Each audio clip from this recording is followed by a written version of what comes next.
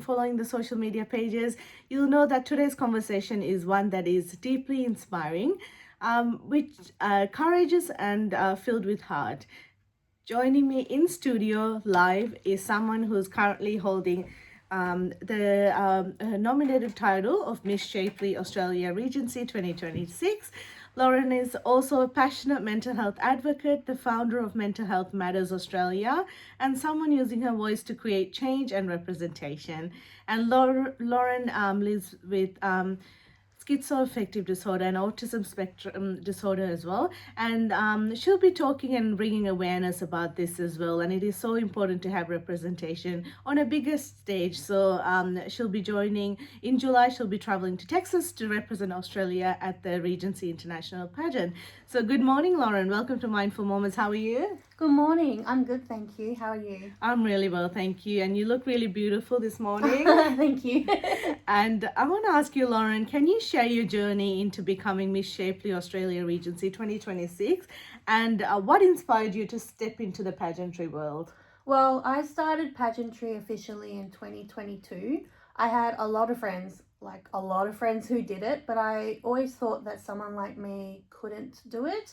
Someone who's plus size, someone who has a disability, but that got proven wrong very, very quickly. And so I started, like I said, in 2022, and the Regency International Organisation was actually one of the first pageants I ever came across. They're very inclusive. Like for example, I am Ms. Shapely Australia Regency. That's basically what the division I am competing in. So usually in pageants you compete in your age group, while Regency has a special plus size division for people who are over a certain size. And I think that is just one of the most amazing things you can ever see. In Australia, we don't really have that. And so ever since I found Regency, I knew it was something that I really wanted to do.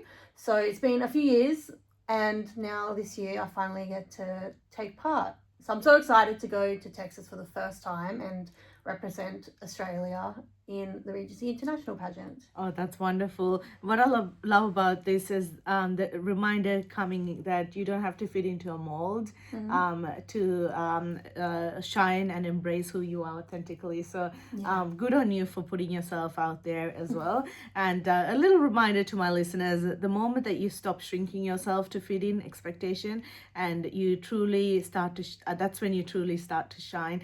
And a fun fact, pageantry today, as Lauren said, it evolves beyond crowns and gowns. Many modern pageants, they do focus on a lot of advocacy, leadership, and community work. And I had some incredible, empowering women in studio speak about their walk of life and the incredible work that they're doing. And I'm excited to see what Lauren's been doing. Lauren, you mentioned to me when we had a briefing that you live with schizoaffective disorder and autism spectrum disorder. What have been some of the biggest challenges, and how have you learned to navigate them? Honestly, I feel like the biggest challenge was for me personally to accept the symptoms that I live with and just understand that this is who I am and it's not something to be ashamed of. So I was first diagnosed with schizoaffective when I was 20. I'm 33 now, just to put that into context. And it was a long road of trying to figure out what exactly was going on, but I was really lucky that I finally got to that specific diagnosis way back when, which is nearly 14 years ago now, if we think about it.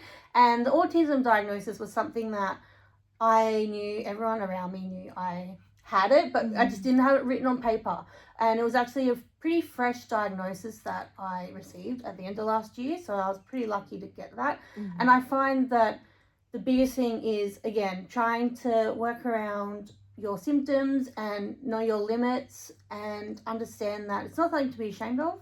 It's just part of who you are. Wonderful. And I appreciate your courage to speak up, and thanks for sharing so openly, Lauren, because Mindful Moments is a space where we do have open conversations about advocacy and bringing awareness with the hope that someone who's listening does have the courage to maybe go and get a diagnosis done, maybe reach out to get better support for them so they can live life to the best. It's the quality of life that is important as well. So I want to ask you, sometimes what inspired you to create Mental Matters Australia, and what impact do you hope it continues to make? My aim behind Mental Matters was to create a safe space for people who are like me, who live with a mental health condition or a neurodivergent condition. Still to this day, I feel like mental health is still quite a taboo subject. Like a lot of the time these days, it is a lot more accepted. However, there are certain things that I have learned are still a bit touchy to talk about. So I wanted to create a space where not only people can come, and if they are too afraid to speak, I'd be the voice for the voiceless, but also a way to educate. Because I feel like a lot of people know mental illness, but they don't really know it unless they have either lived with it themselves, they have a family member, a friend, you know, etc., that do that. So Mental Matters is supposed to be a place where we advocate for mental health and educate, because like I said, a lot of the time people don't really know, especially when what I found is the more serious mental illnesses, like psychotic illnesses, like what I have, it's very, what's the word? People find it very hard to understand what it really is. So I always use my lived experience as an example of, hey, I have these symptoms, but I can still achieve this. And I'm someone that really wants to prove to the world that doesn't matter if you've got a disability or not, Mental Matters is a safe place. Wonderful. And I think you've got Instagram, social media pages under the name. Yes. Could you share the handles for our listeners? The Mental Matters Australia is at Mental Matters Australia. And I have my own personal one, which is Lauren Jordan Does Pageants. So on the Instagram for Mental Matters, we share a lot about different diagnoses, different treatments, just little things here or there that are related to mental illness, little like check-ins, that kind of thing, just so people feel that they can come if they feel like they are needing someone to talk to, or they want some advocacy, really. Wonderful. And I find, especially post-COVID and during that time, that was the most challenging time for a lot of people.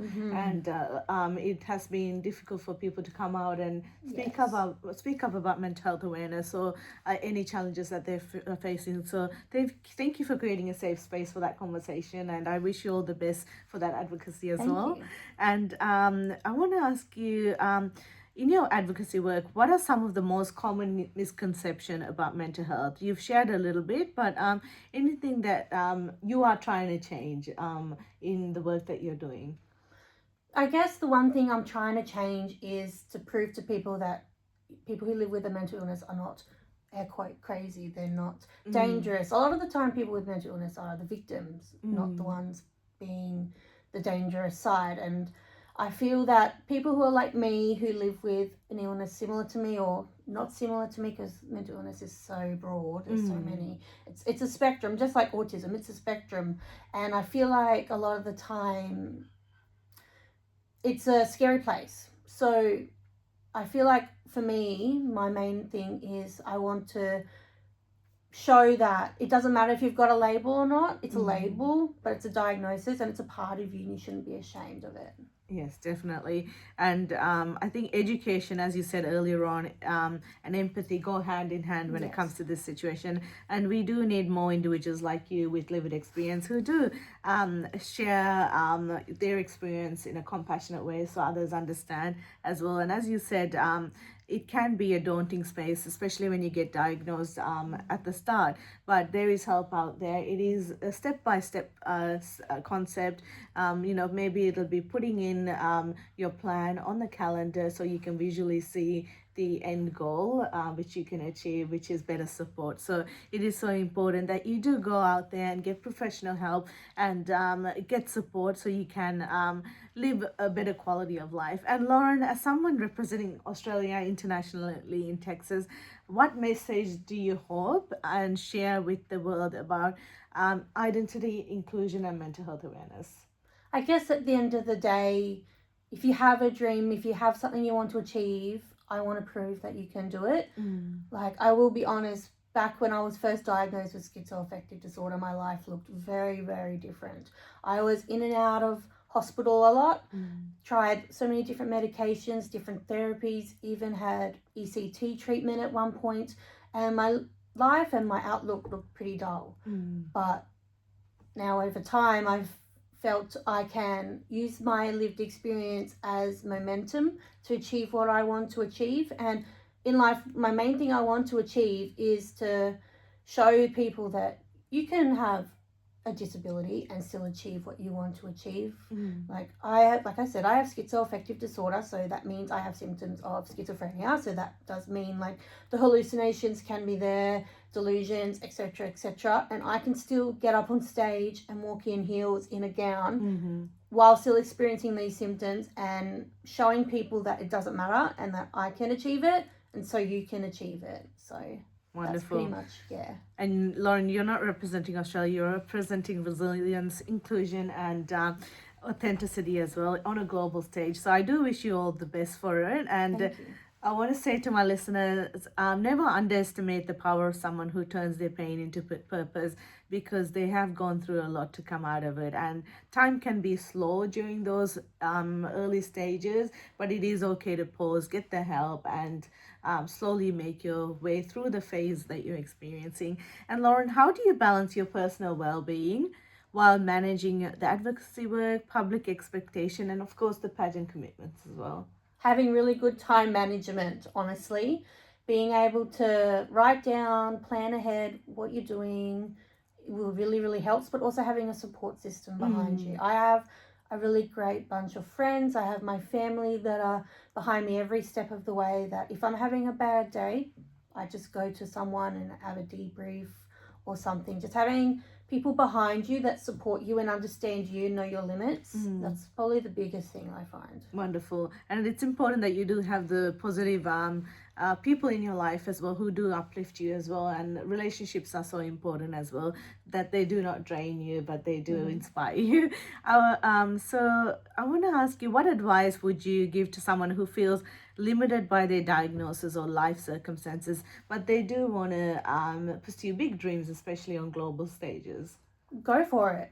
Honestly, like I said before, my life was so different 14 plus years ago, and now look at me. I would never have expected that I would be traveling overseas on a 14-hour plane ride to represent my country in a beauty pageant. Like, that's something that never crossed my mind. So if you have a dream, go for it. Like, dreams don't have deadlines, as my friend Chantel likes to say. It's her little motto. It really doesn't. So if you really have a dream, go for it. Don't let it stop you. Do what you need to do. Reach out to your support systems, your doctors, your therapists. You know, there's someone out there that will help you. And I truly feel if you really want it, you can get it, no matter what's going on inside your brain. Wonderful. And that is so inspiring, because the challenges do not define your potential, as you said. And yes, it's so important to go for it. And once you do mentally and emotionally prepare for that change, I do believe universe does sends you little signals to say, hey, you've got this. So I want to do a little rapid fire with Lauren quickly, to get to know the incredible lady behind this advocacy work and stepping into the pageantry world in a global stage. One word that describes your journey so far, Lauren? Rewarding. Wonderful. And what gives you strength on difficult days? Just knowing that I'm doing the right thing for the community. It's really important for me to get out there into the community. Like, I've met so many people in the last few months that didn't even know pageantry existed, or just didn't know it was in Australia through all my community service and volunteering work. And that's something that's probably the most rewarding thing about it. Awesome. And what is your favorite beverage to start the day? Tea, coffee, or something else? I'm a water person. I drink so much water, like it's crazy. I'm not much of a tea or a coffee person, or even a soft drink person. Like, I drink bottles and bottles of water every day. I love it. And H2O is good for you. Yes. And what is one thing people will be surprised about you after meeting and getting to know you further, deeper? I'm actually ex-competition dancer. So I danced my entire life in the competitive world. I've travelled around Australia dancing, winning multiple times. It was definitely a different part of my life. And now I'm a dance teacher. So now I get to share my love for dance to the new generation. So a lot of people look at me and they don't expect that because I'm plus size, but I know what I'm doing. Wonderful. And it is important not to judge a book by its cover. Yes, exactly. There are a lot of pages that are still being written and that has incredible talent. So what is your biggest dream for the future, Jordan? living in a world where mental health discussion isn't as taboo as it is. Mm. We have really grown, especially in like the past 14, 15 years that I've been diagnosed and everything, but living in a world where it's a lot more accepted, a lot more easier to talk about, a lot more easier for people to be able to reach out and not feel scared or ashamed. And even for me not having to have my advocacy and education platform, that people just are able to say, hey, I'm having a bad day, I've got a lot of anxiety today, or I'm really, really in a dark hole, I really need to seek some more professional help. Just a world where people are able to speak out and not have to worry about judgment. That's incredible. And thank you for being the space, as I said, for these conversations as well. And your journey is proof that vulnerability does become strength, and you can truly have the power to inspire other people as long as you accept who you are and not limit yourself. So, Lauren, thank you so much for joining Mindful Moments. Any final thoughts that you want to share to our listeners? I guess if you're listening and you're someone who's, dealing with things but you're afraid, feel free to reach out to me on my Instagram if you want someone to chat to. I feel like over here in the western suburbs, we're really lucky. There's a lot of mental health help around there. If you are someone that is struggling and you don't know what the first step is, go see your GP, have a chat to them. If you're in a really, really, really dark space, don't be afraid to seek help. Go to your local hospital or go to one of the local mental health places where you can just walk in. There is so much help out there. Try not to be afraid, but if you are afraid, reach out to me or reach out to a loved one or someone who you trust, because I can guarantee you that there are people out there that do care, even if you feel like they don't. Definitely. And it's just taking that 1 minute to think who is out there to help you and getting that help, and that could be the first step, the courageous step that you're taking to show up, grow, and believe in yourself. So thank you so much, Lauren, again for your time, and wishing you all the best in Texas in July, and hopefully I can catch up in studio in a couple of months to see where your journey takes you. Yeah. And you did incredible. You did say that this is your first radio interview. Yes.